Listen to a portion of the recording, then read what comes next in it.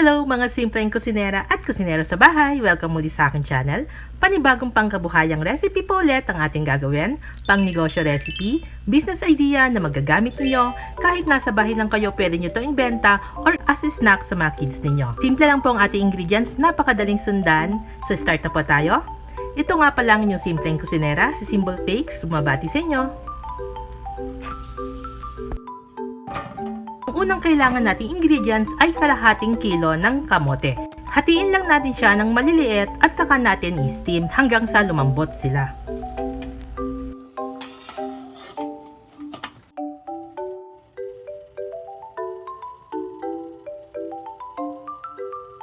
I-check natin yung ating mga kamote after 7 to 10 minutes at kapag malambot na ay ilipat na natin sa isang malaking bowl.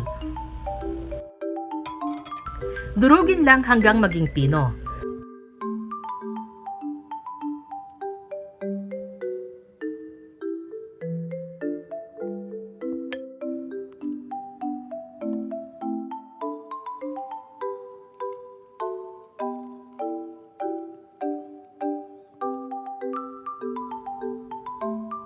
Gumamit din ako dito ng ube flavoring. Ang ginamit ko is yung ube powder. Pero kung wala kayong powder, pwede ang ube flavoring.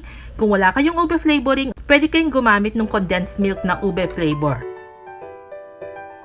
At para mas maging malasa yung ating mixture, lalagyan natin ng milk powder. Kung kayo po ay gagamit ng condensed milk, pwede nyo na pong i-omit ang milk powder at yung condensed milk na lang po ang magpapalasa. Pero kung wala po kayong gagamitin ibang gatas, milk powder po mas masarap siyang gamitin. Kahit na ano pong brand na prefer na gamitin at iniinom ng pamilya ninyo at ng mga kids ninyo, yun na lang po ang gamitin ninyo.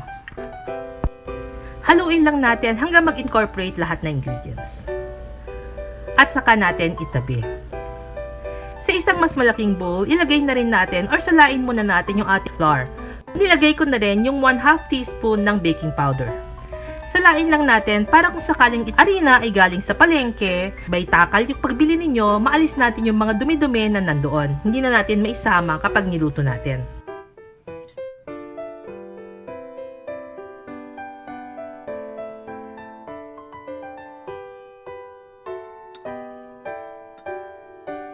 Huwag nating biglain ng paghalo ng ating flour sa ating kamote. So, tansya-tansya lang po. Pag nakita nyong dry yung inyong mixture, dagay kayo ng tubig. Pag nakita nyong medyo watery siya, magdagdag po kayo ng kamote or magdagdag din kayo ng flour.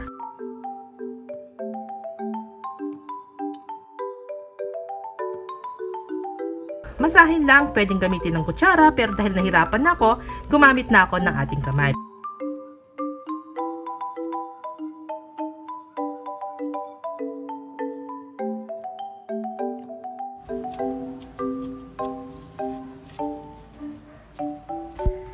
Gagamit din tayo dito ng chocolate cookies. Pwedeng Oreo, pwedeng cream o kahit na anong chocolate cookies na prefer na kainin ng mga kids ninyo.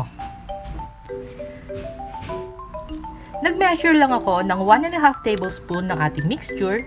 I-flatten lang sa ating palad at saka natin balutin yung ating chocolate cookies. Siguraduhin lang na nabalot ng mabuti at saka natin hulmahin based dot sa ating cookies.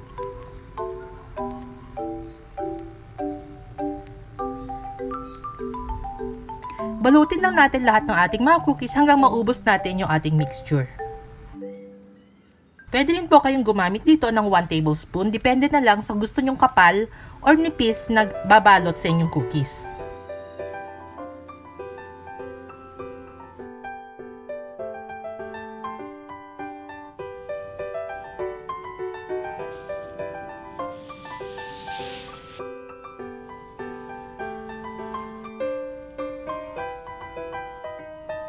Para maging crispy ang ating gagawing merienda, gagamit tayo ng breadcrumbs.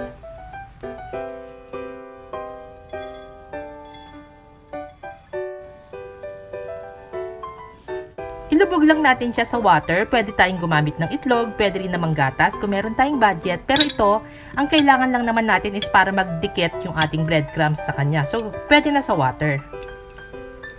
At saka natin i-dredge sa ating breadcrumbs.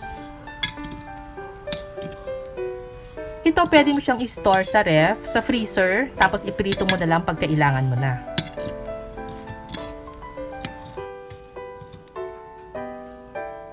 Habang nagko-coat tayo ng ating mga cookies, kung kayo po ay bago lang sa ating channel at hindi pa nakasubscribe, tap lang po ang subscribe button, hit na rin ang notification bell para lagi kayong notified every time na may bago tayong videos.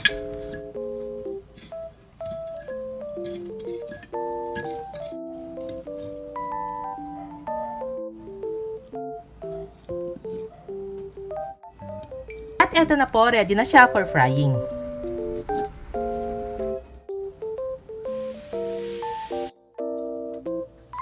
Siguraduhin lang natin na mainit yung ating mantika.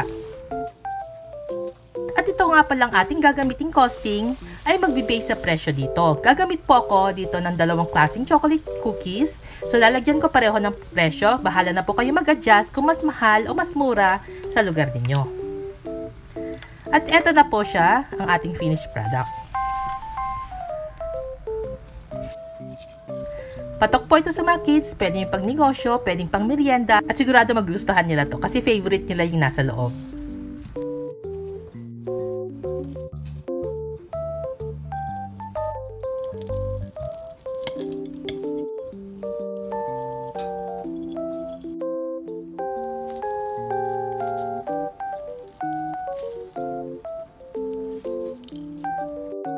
Meron pa pala akong isang version, yung walang breadcrumbs.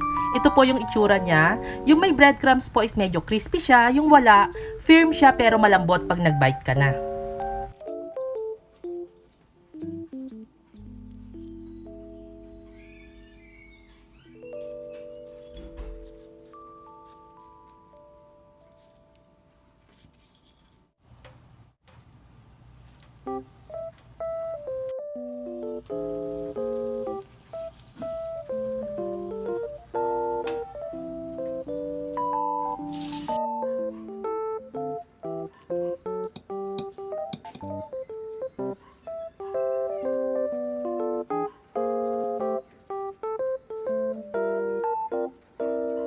Ito po para may idea kayo kung gaano katagal ang pwedeng mong store yung mixture na to. Ito po 8 days na sa ref. Malambot pa rin. Tinaw ko lang po siya ng mga 10 minutes sa room temp. Tapos yan na po yung resulta niya. Malambot pa rin at pwede pa rin siyang gamitin. Make sure lang po na nabalot yung mabuti at walang mapasok na tubig or air sa loob ng plastic. At nasa end part na naman po tayo ng ating video. Kung nagustuhan nyo ang ating recipe, mag-iwan lang po ng like at comment at mag-subscribe na rin kung kayo ay hindi pa subscriber na ating channel. Happy cooking, happy eating, and see you on my next video. Bye po!